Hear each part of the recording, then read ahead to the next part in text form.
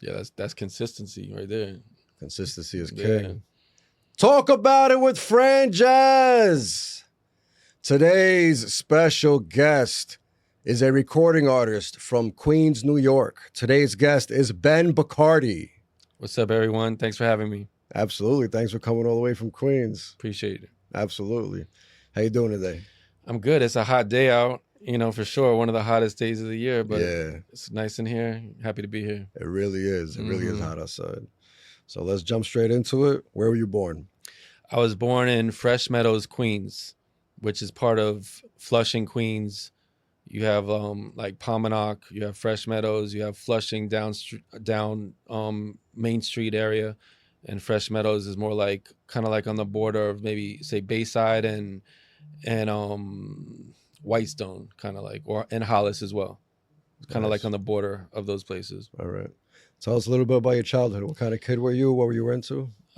Just a normal childhood. I have two older sisters. Grew up with two parents. In Fresh Meadows, we lived in a multicultural neighborhood.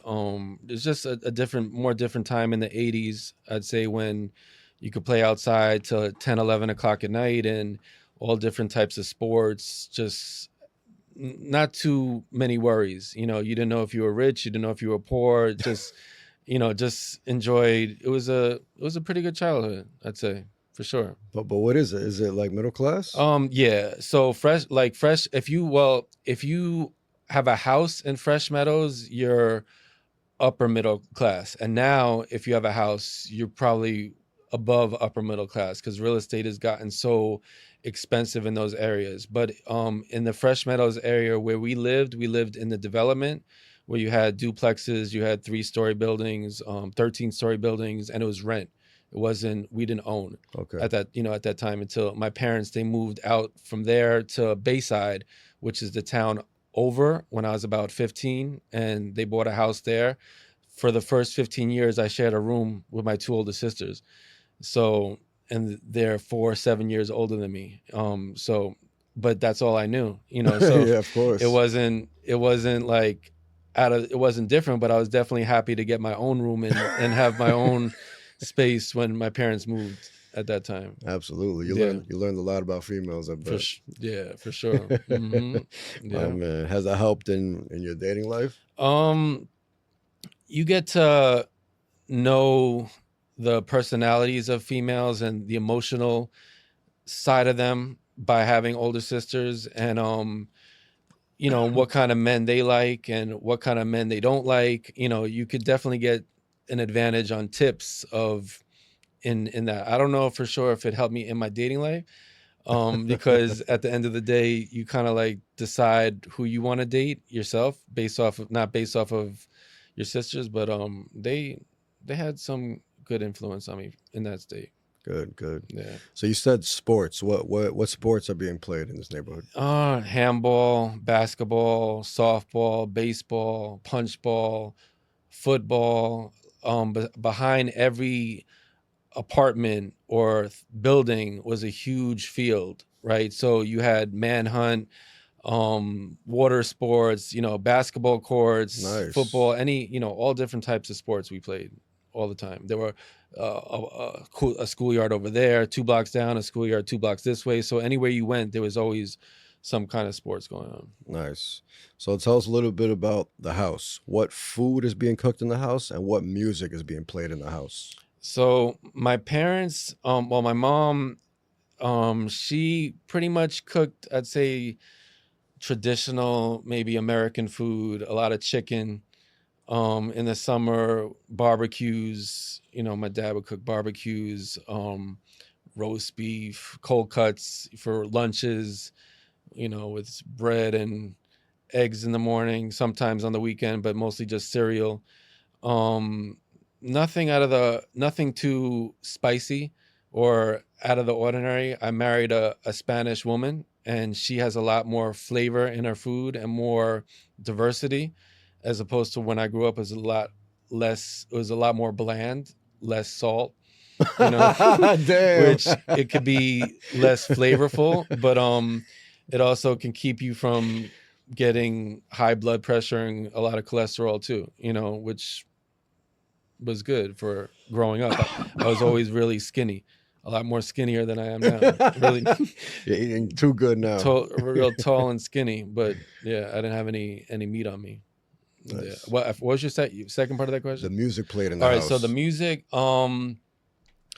So my parents they grew up around the time of the Beatles and the Beach Boys, and I heard a lot of that, and they were also like in their late 20s, early 30s when I was a kid. So also what music was going on in the 80s, say like Michael Jackson or Phil Collins, Madonna. Those are also the music my sisters were listening to. So I had a big influence of 80s music, then 70s music and 60s music, 70s with like Billy Joel and James Taylor, a lot of folk music, rock and roll music.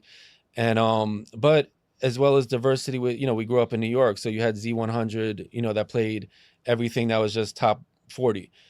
So when hip hop started coming out, it came out in the late 70s, but it didn't really get on the radio till I'd say like Run DMC or the Fat Boys and LL Cool J, and that was in the mid to late 80s.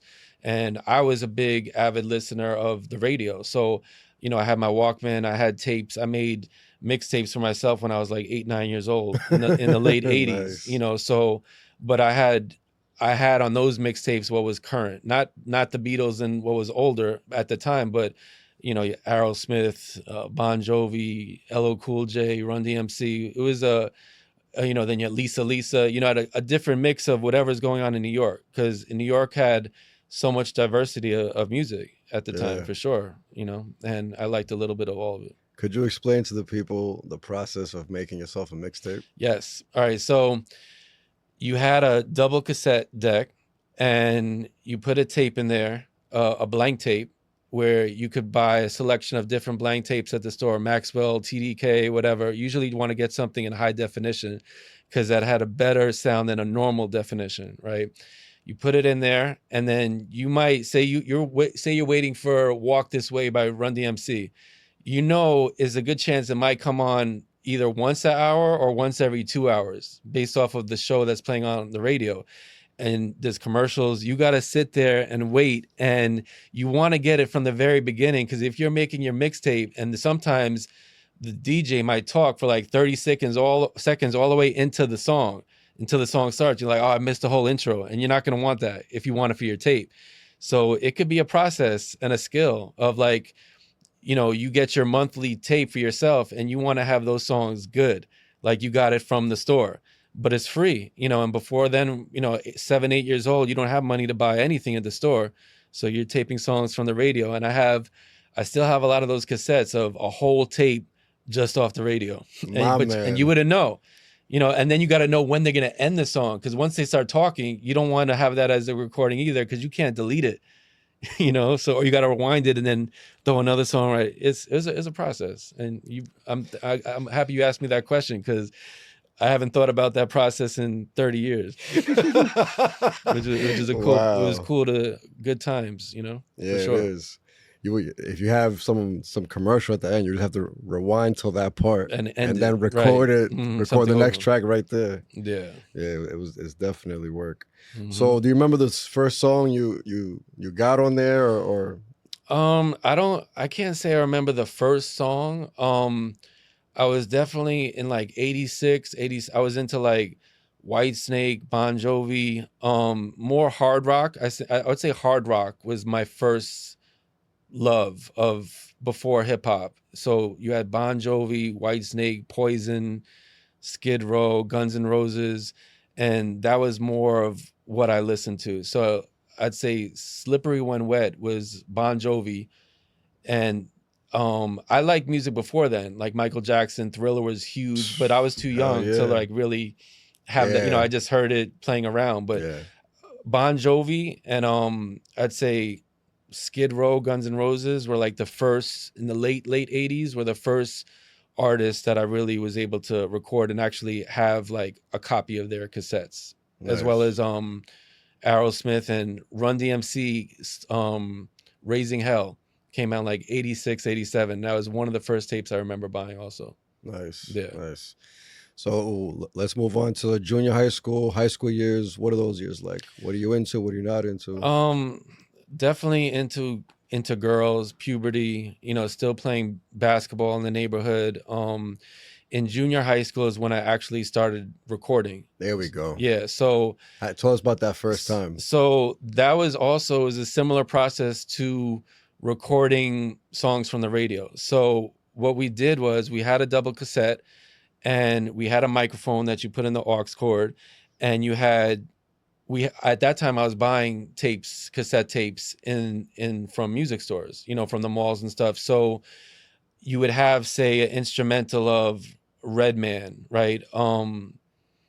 Tonight's the Night, for an example. I remember that's a song that, so you put in the instrumental of that, you put the cassette over that, so you're taping the instrumental, and then it's also recording your vocals. And I had two other guys that were with me, and they're still with me to this day. We do music, and we were in junior high school together as well as high school, and that's how we recorded. So we were like kind of like a mini group, and that was in my parents' bedroom because that's where the radio was, and where my tapes were and CDs and stuff. So after school, while my parents were still at work, that's where we would record. And I took it very serious. I forced them to rap. They were like, I'm like, look, you guys can rap. We actually, it wasn't bad as far as the lyrics for starters. And we were imitating, not imitating, but we were looking up to, we were in Queens. So we had Onyx, you had Run DMC, you had LL Cool J, A Tribe Called Quest, and those rappers were from Queens, Cool G Rap, Capone and Noriega. This is all around that time. And they were, maybe 5-10 years older than we were. Was Nas out? Nas came out in like 93, 94. Yeah. So, and Nas actually, I don't know if this is too personal, but around the corner, directly from where I lived, his baby mother lived, right? And one of my closest friends lived directly next door. And I didn't see, because I already moved out at this time, like it's 95, 96. I moved to Bayside, but he told me several times when Nas would pull up in his Lexus to that, to visit the mom.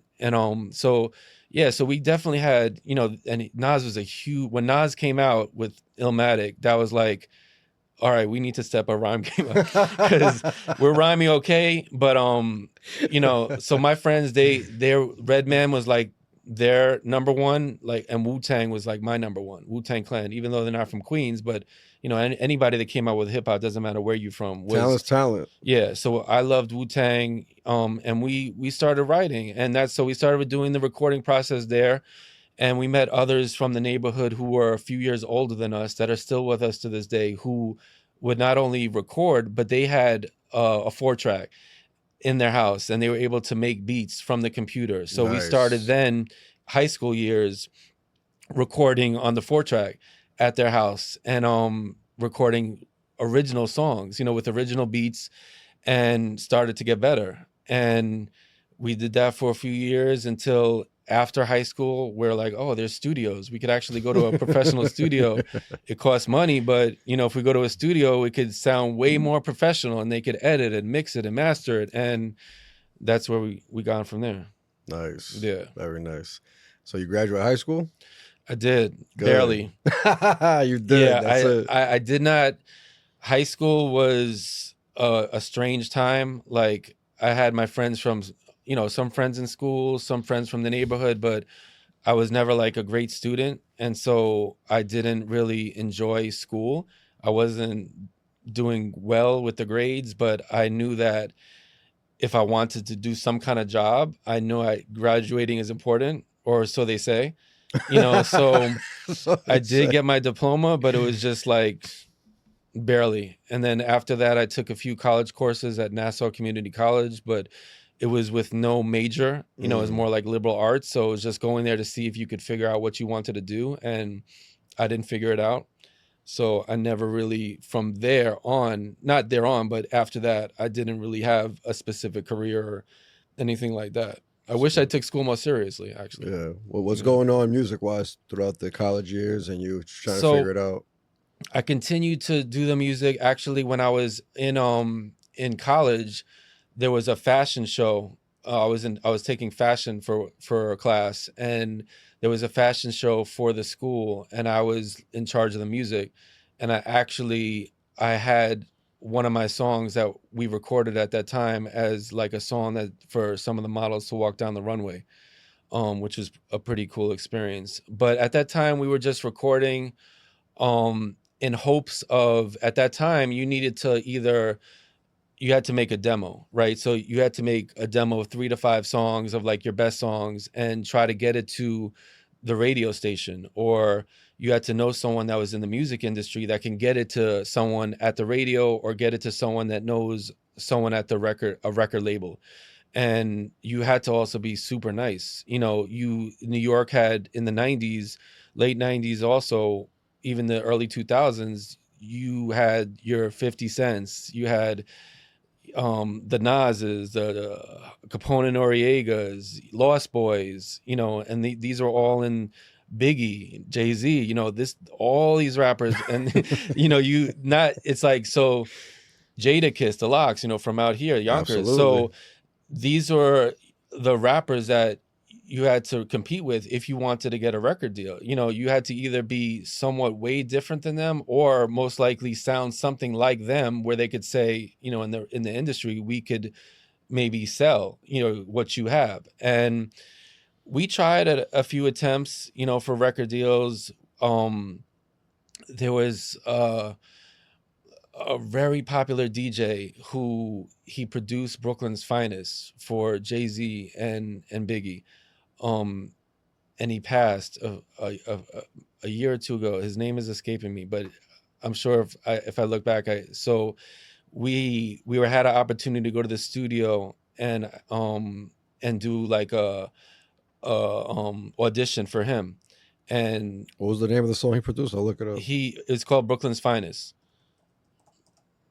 I know his name is just escaping me. It was Brooklyn's Finest with Biggie and Jay-Z, and it was on Jay-Z's first album, Reasonable Doubt. Let's see what Google says.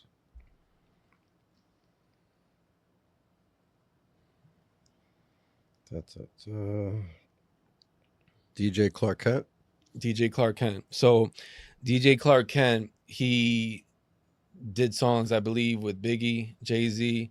He produced that song, and that's like one of the most, arguably one of the best hip hop songs of all time. Really? Because it was with Biggie and Jay-Z in the song together, and they recorded it like in the studio together. So we went to audition for him, and I knew who he was, and I knew what, and I was just like 16, 17, and I don't think it turned out too well. He liked my friend, but I think I was just too nervous, and it didn't go so well. But it kind of gave you experience to say, all right, the next time you have this opportunity, you can't blow it, or you can't, you need to be prepared.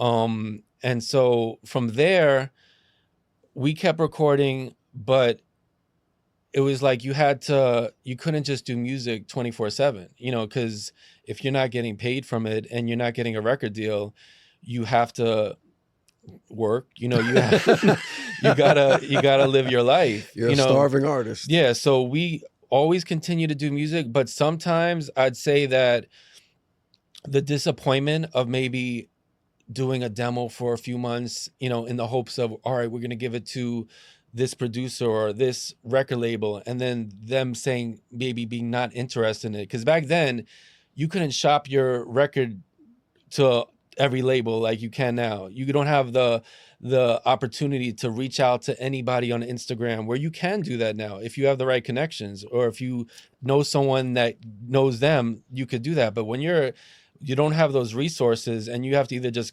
knock on the radio station's door or stand down the sidewalk with it. And that's how people did get some record deals. But so a funny story is, in I'd say 1999 or 2000, all right, some rappers from my neighborhood who are a few years younger than us, who they weren't rapping for that long, maybe just a few months, right? But they kind of came up under us, me and my guys. They met Rev Run, right, on Union Turnpike, and they met him, And then I believe he went to Applebee's in Fresh Meadows where they waited for him to come out. And when he came out, they rapped for him and he signed them right on the spot. Right. Wow. So he signed them on the spot, and I knew all three of them. One of them passed, but the other two are still around and I know them. I'm friends with them. Nice. And one of them actually, he did This Is Queens, which is a song that I put out a few months ago. He produced that song. Nice. So these guys, they signed a deal. They went on tour with Ashanti, Ja Rule, and at that time it was like, wow, these guys from the neighborhood, they did it. We were a little maybe jealous, a little like from that, but That's natural. hats off to them and salute to them, and and they did a lot of good things in the music industry, and Nice. so that was a interesting time. Absolutely. So, what's your writing process? My writing process is I'm very picky with the beats I select. So if I have several producers, I'll listen to all their beats, and I will also take some samples. I'll listen to some music myself, and I'll take samples that I think I could possibly loop, and I'll either try to get a producer to add a breakbeat to it, or I will just loop it and do a verse over that. But the writing process for it is I need to hear the beat and I need to figure out what can I talk about in this song. What are we talking about? I'm not just going to just start writing aimlessly. It's going to be what are we talking about, and I'm going to try to incorporate that writing to that beat. It will be on my own. It will be, when I have some quiet time or when I could have no distractions. It's not in the studio. It's going to be at home, where I could sit down, be relaxed, be in a comfortable, nice setting where you feel in a good headspace to be able to write. And that's when I write, pretty much. Nice. So the beat playing. Yeah. So, or I'll hear the beat, a few times, and then I'll start writing to it. But then I might stop the beat and then continue to write without the beat, and then put the beat back on, and then try to practice what I'm writing over the beat to see, all right, this I could say it this way, or let's take this word out, add this word, to make sure that it's sounding good with the beat. So it could be a little variations of it, of the process. Do you use the same engineer? I have been for over a year now. I used different engineers in the past, but the last year and a half that I really locked in, like, and been in the studio like every month, several times a month, it's been the same engineers. Shout out to Space Age Studios in Whitestone. Nice. Yeah. And what's the meaning behind your name, Ben Bacardi? So there is no real meaning behind the name. I had other names in the past: Sleet, Malignant, Rhapsodist, Smooth B. Those are some names prior to Ben Bacardi. At the time, I was trying to get not rid of, but out of the other name that I had, which is Malignant, it stood for like a venomous lyricist. That's what Malignant Rhapsodist stood for at the time. And I was in my late teens. And at the time, I mentioned that Wu-Tang was a heavy influence, like diehard Wu-Tang fan. And Raekwon released his Only for Built for Cuban Links album, right? And then all the Wu-Tang members took aliases names. Like Ghostface Killer was Tony Starks, Raekwon was Lex Diamonds, right? They all took alias names. And so I said, you know what? We were recording that night. I was drinking some Bacardi. My man. And I said, Ben Bacardi, right? And I was like, it rang a bell. I was like, it stuck. I was like, I like that. Ben is my name. So Ben is my natural name, government name, and that name stuck. And hopefully, if Bacardi ever finds out about it, they'll let me get an endorsement deal or something, because I love Bacardi, but you never know. They might not. They might not rock with it. They might not, but who knows? You never know. Yeah, it sounds good though. Thank you. And Tribeca Records. Yes. Tell us about that. So Eileen Shapiro and Jimmy, they're my PRs, and publicist PRs, and they also are the publicist PR for Tribeca Records. So Tribeca Records is like a boutique record label out of New York City. Soho Johnny is the owner of that label, and they had signed me for a single deal for Life Again, which was my last single previous to the one I have out now, Take Me Down to the Water. How'd that happen? How'd you get that connection?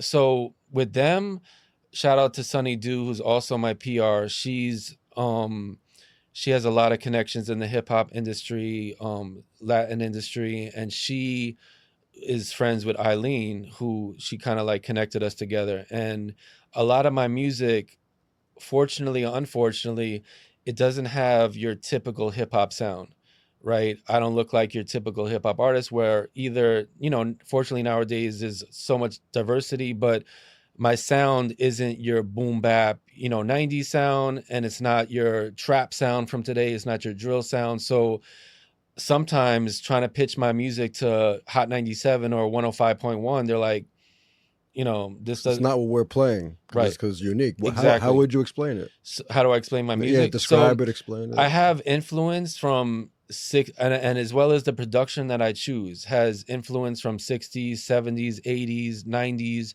and even new sounds today. So I say it's like a gumbo pot of all of that.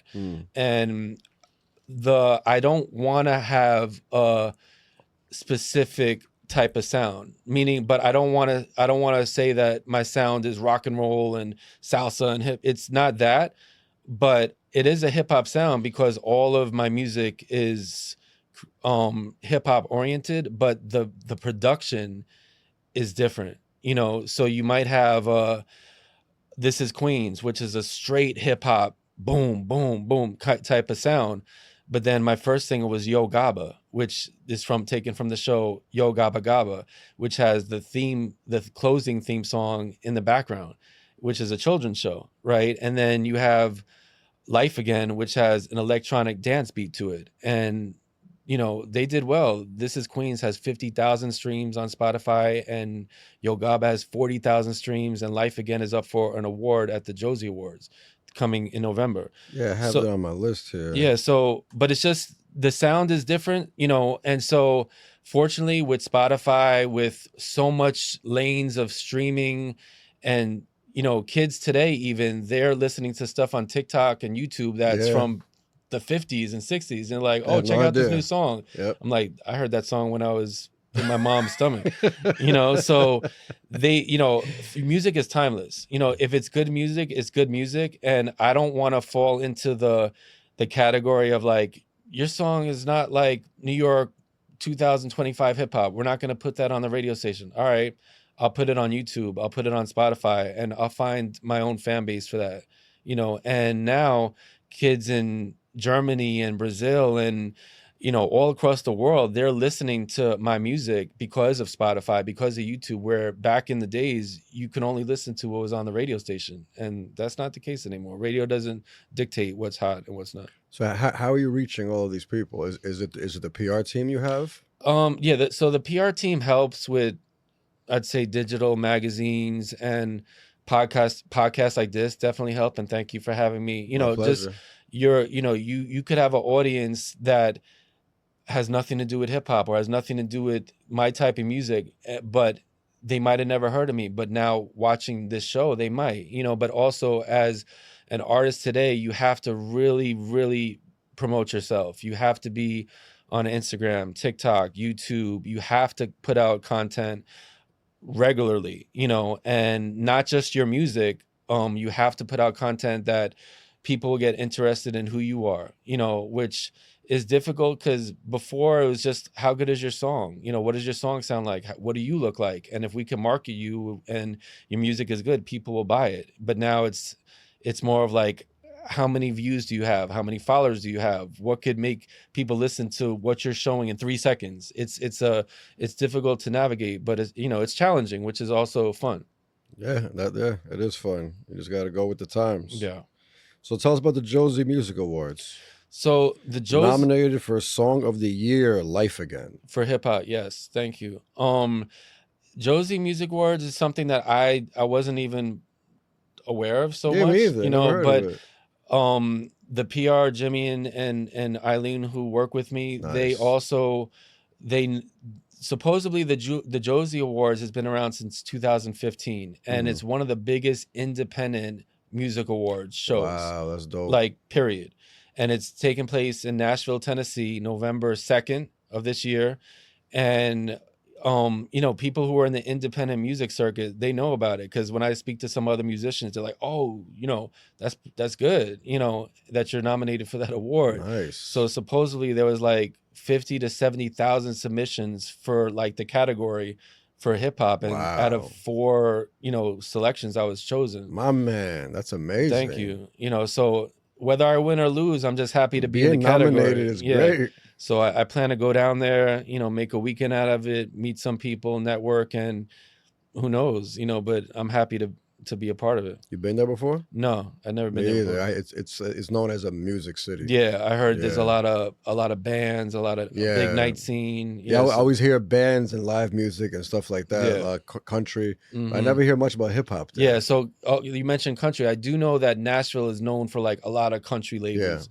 You know, so hey, I'll do a country song too. You should before you go. You know, you maybe perform out there. Yeah. Prescription to Rap. What's this? So it is a working title. We were gonna put that out because there was I've recorded over 90 to 100 songs in the last year and a half, and only maybe 5 to 10 has been released. So I was gonna put that out, and I still plan to put that out, but in the beginning and the middle of September, I'm putting out an album called 1986. Now, 1986 is gonna be a lot of the songs that I produced, where they're not from some of the other producers that I have, but they're a lot of 80s inspired music, where you have some 80s samples, you have some 90s samples, and I'm going to make it a series where every few months I'll have 1986 that comes out in the middle of September, and then maybe 2 or 3 months later, 1987, 88, 89, and that's it. And in those albums, 7 to 10 songs is going to be 80s and 90s inspired music, with 80s and 90s sound. So nice. And it's something that really, as far as I know, hasn't really been done too often. So I'm trying to just do things that are different, and that could be enjoyable to different people. The samples, you get them cleared, or you just risking it? If you have some samples that are more obscure, that aren't like, say, the Beatles or Madonna, you know, there's a good chance that it could go under the radar. But at the same time, say it goes viral, that could be a good problem, though. It could. Good or bad publicity, they always say could be good publicity. So if something goes viral and something wasn't cleared, and an artist from 35 years ago wants to get paid, we could say, hey, let's go on tour. Let's perform this song, you know, and we can get paid, both of us. Or I could take the song down and nobody's gonna hear from you ever again. You know, or you know, money's tight. or you could pay them. You know, there's different options. So I did there was a song called Radio that I did put out a few months ago, and it was a sample from Queen. And I went the right way to try to get permission, and it's pricey. They weren't having it. They you know, as a process, you have to send them the lyrics, you have to send them the music, and they said no. But I am proud and I'm happy to say that there's a single that I have out with a video that came out a few months ago called Wow. I'm on a boat in the video in the Hamptons, and that whole song was an instrumental version of a song from Beck, who is a huge international star from the States, but he's a big star from the 90s and 2000s, sold tens of millions of records. Yeah, I remember him. And he, you know, graciously let me use that sample. Really? Yeah, permission, you know, everything, you know, through the management. And I wish the song did better. It's a really good, feel-good, summery type of song. It hasn't been released on any album yet of mine. So when I do drop an official album with original music, you know, not like this 1986 one that I'm throwing out there, that song is definitely going to be on there. And, you know, we'll see what happens with it. Very nice. Let's talk about the Mike Wagner show. Yeah, I was on a show a few months ago. It was interesting. You what, you know, what do you mean no, it was interesting? different. It was a good show. Nothing too memorable about it. It was again set up through Eileen and Jimmy. They have a lot of their artists on his show. But yeah, it was a good show. It's on YouTube. You could check it out. Nice. Nice. Yeah, it's different than this. Different questions. Okay, cool, cool. The Hype magazine. How'd you get plugged in with that? PR also? Yeah, a lot of You stuff know, is this PR. PR team sounds amazing. I'm not gonna Yeah, lie. a lot of PR. You could be your own PR. Um, but it helps if these PR if they have relationships with a lot of these people, because a lot of the to be put into magazines and sometimes podcasts, it could be costly, to that you would have to pay out of your pocket. Unfortunately, that's how it is. So with these connections that they have, it enables me to sometimes be on some of these places that maybe I couldn't be if I wasn't with them. Absolutely. You're an owner of a home inspection business? Yeah. Let's get into how'd that even come to mind to even do this? So, graduating high school, not really getting a college degree, I had a lot of different jobs: Boston Market, ADT, alarm systems, a lot. I had like a lot of jobs, movie theater, a lot of stuff that wasn't really sustainable for the long run. For if you wanted to have a family and you wanted to do better for yourself. So I had done inspections, taking photos of homes on behalf of mortgage companies. I had done it when I was in my early 20s, but it wasn't enough to really do full time. But I liked it. You're on your own, you're in your car driving around to different neighborhoods. And I said to myself, if I ever get the opportunity to really do it like full time, I'm going to take advantage of it. And I'd say in 2010 or 2011, I had that opportunity, and I still had another full-time job. I was newly married, and I couldn't just quit the other job because I'm like, look, if this doesn't work out, then what? So I kept both jobs for like 6 months, and I did pretty good with that work. It was just on my own, but after a few months, the company folded. I got work from another company, and they asked me, they're like, can you cover Brooklyn and Queens? I was living in Queens at the time, and Long Island. They asked me, "Can I cover all these three areas?" I'm like, "I can't cover it, but I have some help that could help me." And so from there, I hired a few people to help me with it, and that was just from one company. And then from there, I realized, oh, I didn't really know much about the business. I found out, well, there's other companies that do this type of work, and I got work from other companies.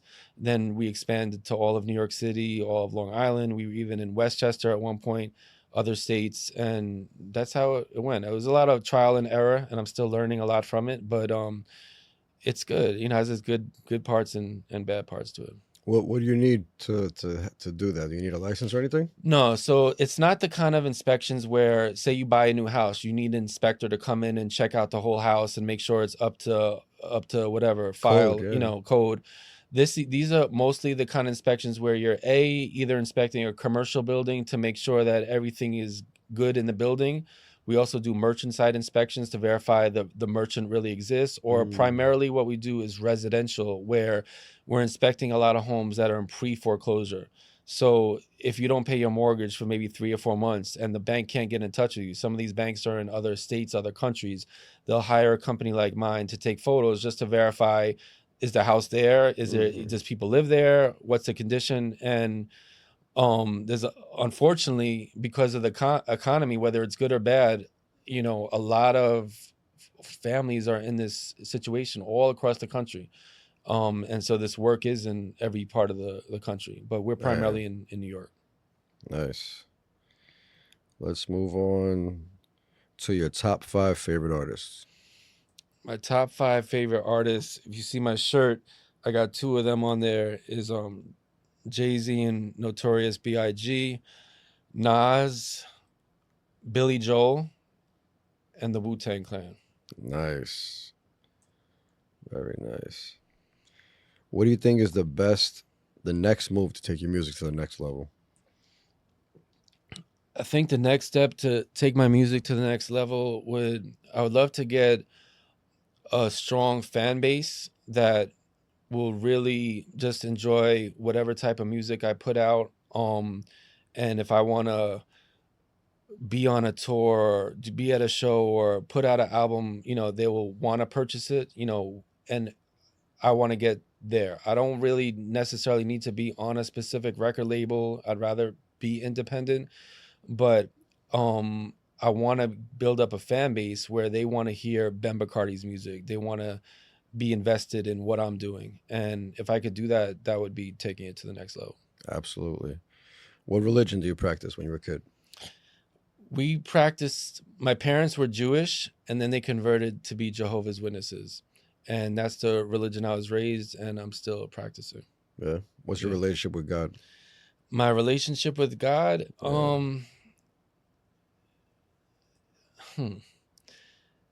I like to say that I have a personal relationship with him. I feel like I know what he wants and what he doesn't want. And every day I'm trying to do as much as I can to do what he wants to make him happy, but it's like a fight, so it could be like a normal relationship with a friend. Some days you're cool with him, some days you're not. But after that, if they're your close friend or your family, you're gonna make up with them, and you're gonna try to do what you can and keep that relationship going. Very nice. Who's the first person you think of when you think of success? I'd say maybe my dad. My dad and my mom, they're older now. They've been married 55 years. They've been together since 14, 15 years old, dating. Wow. Yeah. They raised me and my two older sisters, and we're all very close as a family, and family was really important to them. We had dinner every night at 6 p.m. Nice. Didn't matter if I was outside, my dad's whistling, it's dinner time, he kept the family intact. And there's, they have grandkids. I have two kids. They're very involved, him as well, with my family. And, it'll be sad when they're getting older. So I want to try to be as close to them as possible at this time. Very nice. When you were a kid, what did you want to be when you grew up? Probably a baseball player. As a young kid, I loved baseball, and then it became basketball. But never really wanted to be like a fireman or a policeman. That wasn't in it. What are 3 things you need to be happy? 3 things I need to be happy. 1, a peace of mind, your own peace of mind, to be at peace with yourself. And that's the start to being happy. But with that, I feel like I need my family to be right. Like, whether it's my kids or my wife or my sisters and my parents, I need my family around me and to be in a good space with my family. And the 3rd thing to achieve that, I think you need to be doing something in your life that fulfills you. Like, for me at this time, it's my music that's making me extremely happy. And for years I wasn't into it. I was off and on. And the last year and a half I've been into it, and it gives you more of a purpose, and it makes you happy. So those 3 things. I like it. What's the most exciting thing you ever did? The most exciting thing I ever did. So my wife is from Venezuela, and we met through a mutual friend, one of her friends, and we dated or talked a long time before we could even be together. The country's relationships are very, even now, even like, you can't just visit, and you can't come back here. You can't. So we talked for a while, and then it got to the point where I was like, I think I really like this person. Even though it's a long distance relationship, I was in my late 20s, and I was like, we had a lot of common interests and mutual, attraction. And so I took a trip down there and there's not a lot of Americans there, and especially like a 6'2" big white guy, and my parents, and they were like, look, you check the TSA, website, and they're saying be careful when you go to Venezuela, because like if something happens to you down there, I don't even know if the American embassy could help you. But I didn't really care, so I was like, she's saying it's safe, don't worry about it. And I went down there, so, and it worked out. So, and I went there several other times before she was even able to come up here. So that was definitely, maybe the initial trip was super, it was exciting. Nice. Very nice. As you get older, what has become more important and less important? More important has become your family and the time that you spend, the time that you spend in with, and your friends, moments of being with them. It doesn't, in the past, what's less important is having the latest sneakers, or going on lavish trips or material things. That's less important, because those things come and go, but your family and friends, they don't, and they might go, actually, after a certain amount of time. So being with them and being with your family and those moments that you could spend with them is way more important to me than it was when I was growing up. Nice. What would be the best piece of advice you give your younger self? um the best advice I can give my younger self is to not make rash decisions.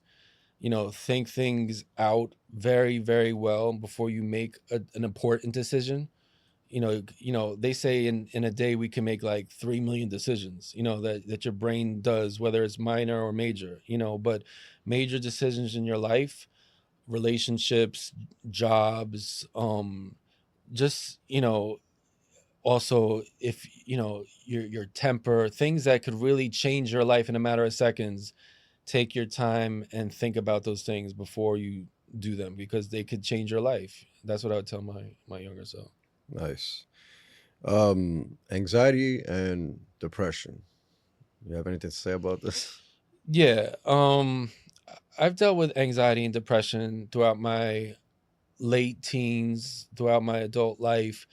um the most important thing to help with that is, one, talking to someone can definitely help, a professional, someone that's non-biased, someone that really doesn't have an agenda with you. Sometimes it's good to talk to family and friends, but they sometimes are too invested in you, and they're not mental health professionals. So Of course. a mental health professional can definitely help you, sometimes in not even giving you advice, but just allowing you to talk and get a lot of things off your chest, could be therapeutic and help you, and just to get things out that are stuck in.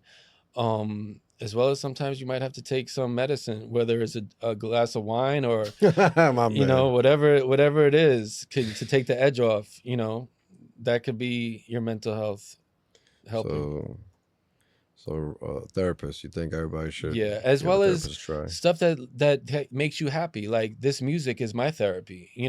Like, I'm going to the studio on Wednesday, and I'm looking forward to that. Whether it Nice. was if it was 2 weeks from now, I'll be thinking about it from now to the next 2 weeks. And that, when you have a rough day, you're gonna be like, you know what? Next week I'm gonna be in the studio. I'm not gonna be thinking about nothing but the music that makes me happy, and that gets you by. And in the past, or in the other with other people, it could be different things. Whatever it is for that person, find it and work with that. And try to keep that to make you happy. I like it. If you could have any question answered, and it could be the day and time you're gonna die, any question you want, what would you ask? Um, I like to know. I believe that, like, we're living in a time that's very um a scary time. I believe, like, the time that we live in is like prophetic. The Bible talks about the last days and things like that, and I believe we're living in that time, right? But that could go on for who knows how long, and after that comes to an end, the Bible talks about there's a time after that, and I believe it's on the earth, like how man was originated to be on the earth.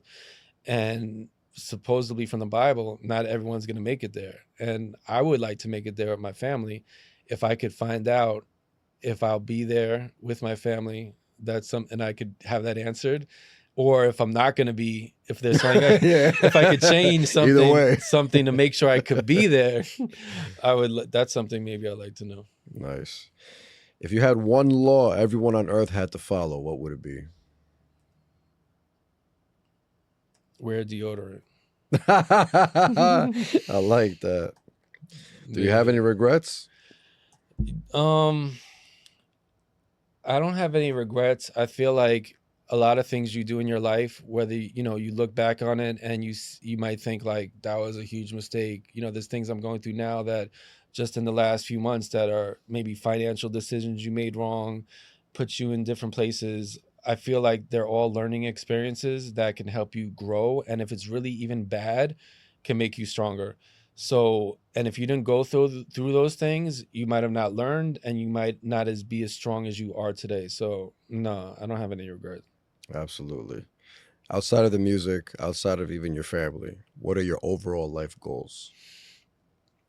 My overall life goals would be to retire in a few years where I could enjoy life, enjoy my family, enjoy my kids, spend as much time as with them without financial strains. I would love to do my music full time, where it'll not to be under a record label where they dictate what you have to do, but independently, where if I want to go on a show in Australia, I could go do it and make enough money there to last the whole year, sell merch, where you could buy my merch or buy my music and make music when I want and dictate how I want to live my life through doing music. If I could do that, and that would be happy, make me happy. Nice. We're nearing the end of the podcast. If you could please let the people know where they could find you, anything you have coming up you want them to tune into, and any last words. Sure. So Take Me Down to the Water is my latest single. Video is out on YouTube. The song is streaming everywhere: Spotify, Tidal, Amazon, as well as the B-side is Play This at My Funeral featuring Pelly, H, and Petty. Go stream that, as well as a bunch of other songs that are everywhere to be found, which is Wow, This Is Queens, Yo Gabba, a host of others. Now, 1986, look out for that. That album will be coming out the top or middle of September, and it's going to be my debut album. Whether it's an EP or LP is undecided, but that's going to come out. And more things to store, more podcasts, more songs coming out, more recordings, and I appreciate you all for listening and tuning in. Thank you very much for your time and the conversation. Thank you. And thank you everybody that watched. Peace and love.